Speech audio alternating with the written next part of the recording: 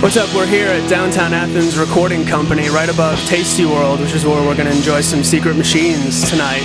We're here with them right now, with Benjamin David Curtis, and Josh, Joaquin Eleuterio Garza, and Brandon.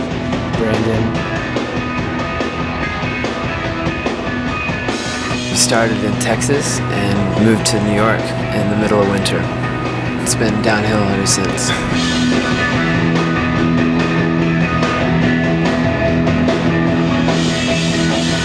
Texas is kind of your home state. Y'all are brothers, right?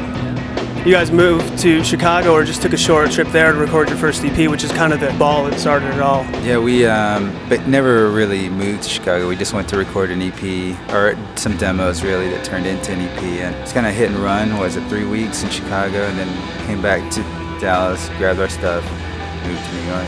It's actually, we recorded it about 6 weeks after we had started being a band, so it's kind of like a good document of where we were when we first started. We just started rehearsing, came up with some songs, and recorded it. We ended up touring out to Los Angeles. We met Reprise Records, who asked us to make a full-length record, which came out in May. Now Here Is Nowhere. I love the cover of your record. I love it. What was the inspiration behind that, and how did that come about? We're working with the artist Frank Olinsky to do the layout, and he'd come to see it. We insisted that whoever was going to work with us on the whatever artwork come see us play and kind of start from there. His idea was like, what if we just put your equipment on the cover and made it white? Okay. Yeah. It came to him in a dream, you know, that's what he was telling us. Real? That's what he said, and I was like, yeah, that's cool, you know, I don't care where it came from, it's a great idea. In hindsight, not so much at the time when it was happening, but in hindsight now, looking at it, it kind of, you know, it's like the music. It's like it's simple, but it's big, kind of like less is more, you know, instead of trying to get too tricky, it's just our equipment in a room, you know, and it does look cool.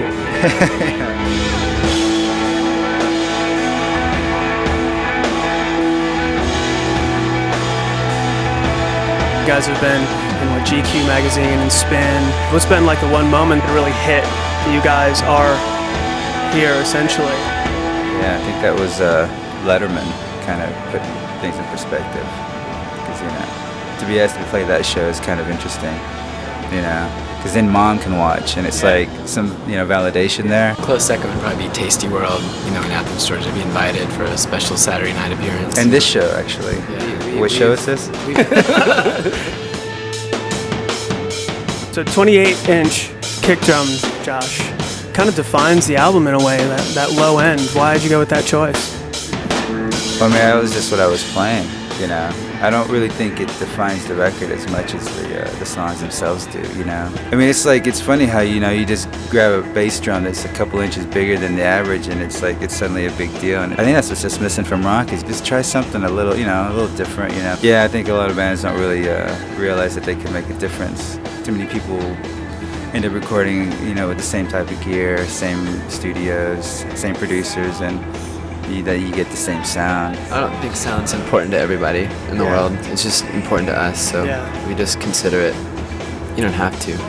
There's just a lot of atmosphere in the sound. At the end of the day, it's just they're just songs. The background is a little closer to the foreground with us.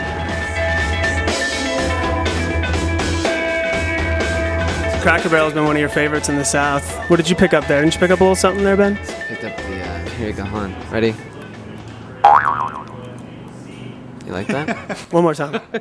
Breathe in. No. You like that? That was scary.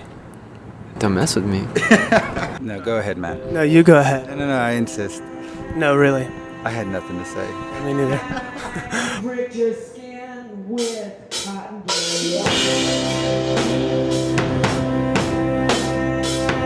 So what's kind of future plans? You guys just thinking about the months ahead, the years ahead, decades ahead? We're gonna record a new record at the beginning of the year, so we'll have one out next year. Great. We don't want to wait too long. We're basically in the 4th year of our 5-year plan, so we're coming up with the next 5-year plan. It's in the works, which includes recording, and touring. Great, guys. I want to thank you so much for coming here, Ben, Josh, Brandon, and Secret Machines on How We Roll.